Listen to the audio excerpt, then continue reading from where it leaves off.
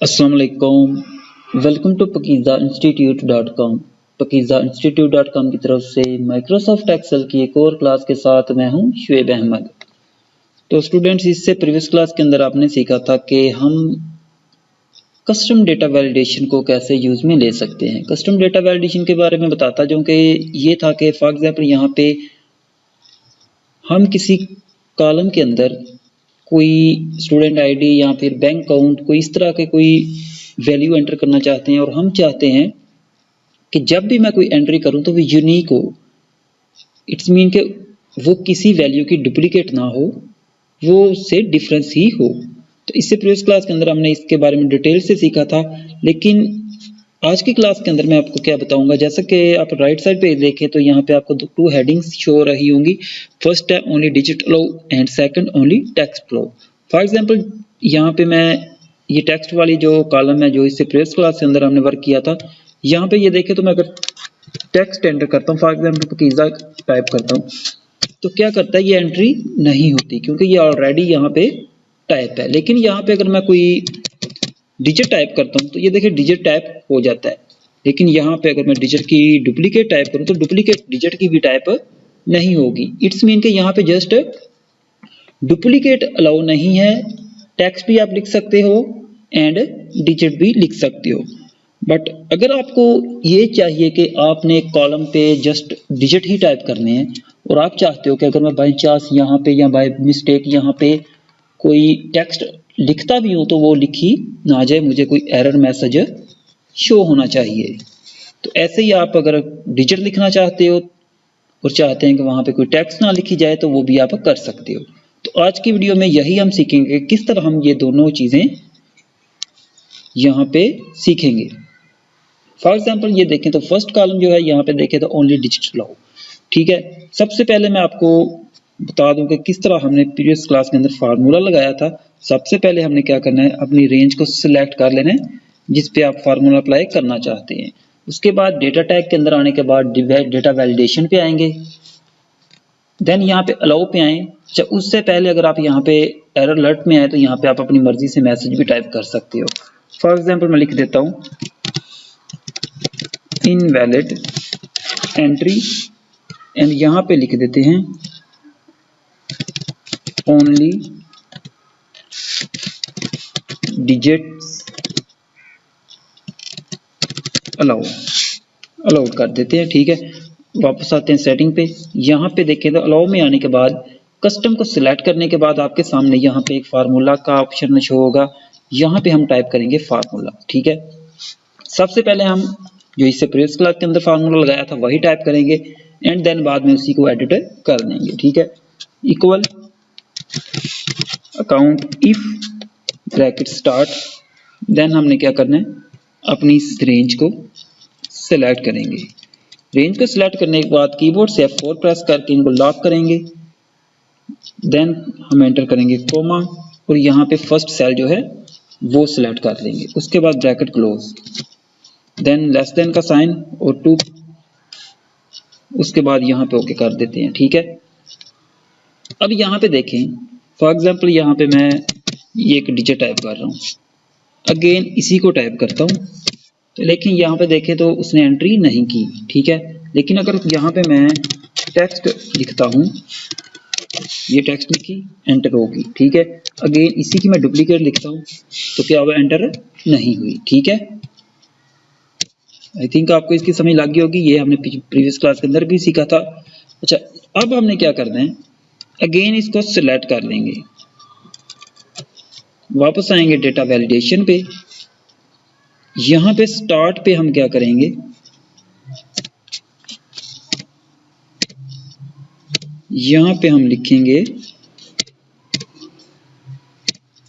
And bracket start. ठीक है, अब फार्मूला के लास्ट पे आते हैं, यहाँ पे हम करेंगे कोमा लगाएंगे। ठीक है, देन हम यहाँ पे लिखेंगे इज नंबर ब्रैकेट स्टार्ट। अब यहाँ से फिर हम यहाँ पे फर्स्ट सेल को सिलेक्ट करेंगे और ब्रैकेट क्लोज करेंगे। ब्रैकेट 2 दफा में क्लोज करनी पड़ेगी क्योंकि यहाँ पे देखें तो एक ये ब्रैकेट स्टार्ट है और एक ये ब्रैकेट स्टार्ट है। तो इसलिए हमें ब्रैकेट 2 दफ़ा क्लोज करनी होगी। ओके प्रेस करते हैं। अब यहाँ पे मैं कोई डिजिट लिखता हूँ, फॉर एग्जांपल 654321। सॉरी, यहाँ पे सिंबल एंटर हो गया था, 65432 एंटर। ठीक है, अब ये मैं लिखता हूँ अगेन इसी को 65432। क्या हुआ है? Only digit allow. ठीक है, अब मैं यहाँ पे क्या करता हूँ, टेक्स्ट लिखता हूँ। यहाँ पे मैं लिखता हूँ कोई भी टेक्स्ट कर लें, अब पिज़्ज़ा लिखना कोई ज़रूरी नहीं है। फॉर एग्जाम्पल यहाँ पे मैं ABCD लिखता हूँ। तो ये देखें एरर मैसेज जो हमने सेट किया था ओनली डिजिट अलाउ, तो वही आपको शो होगा। एक दफ़ा फिर हम यहाँ पे ट्राई करते हैं।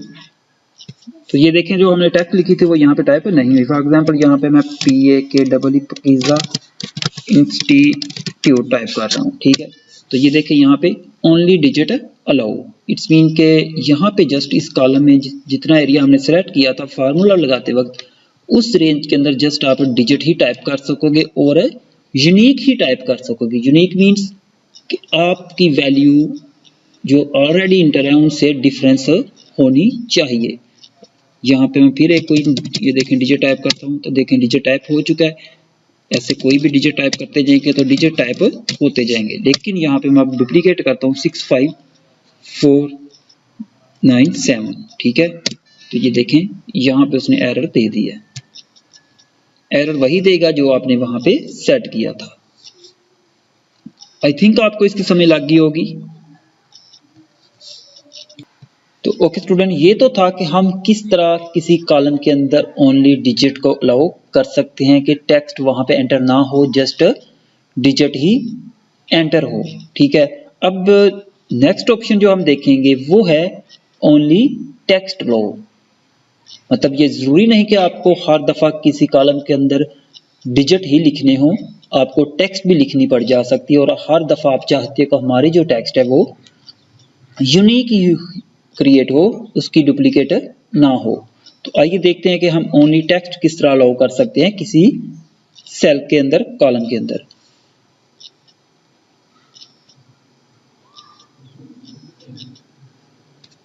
सबसे पहले क्या करेंगे, इसको हम सिलेक्ट करेंगे अपने रेंज को, आएंगे डेटा वैलिडेशन पे, यहाँ पे कस्टम, यहाँ पे एरर मैसेज भी जो है हम यहाँ पे लगा लेते हैं।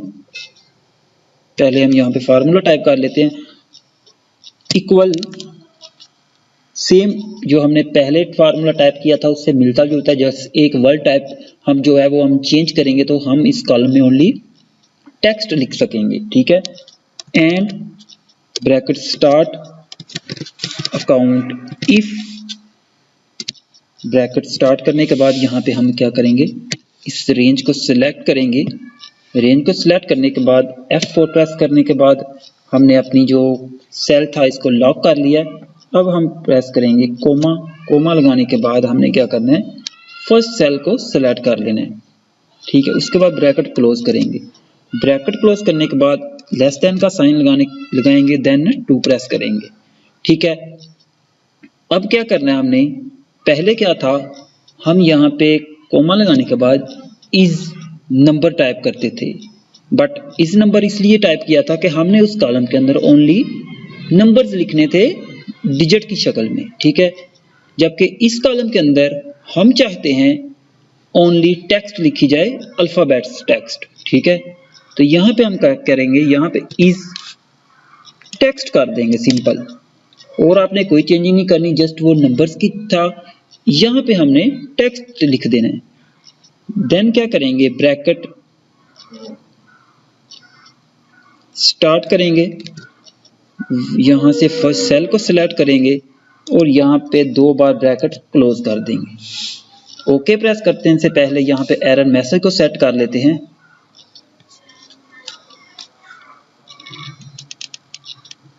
Invalid entry,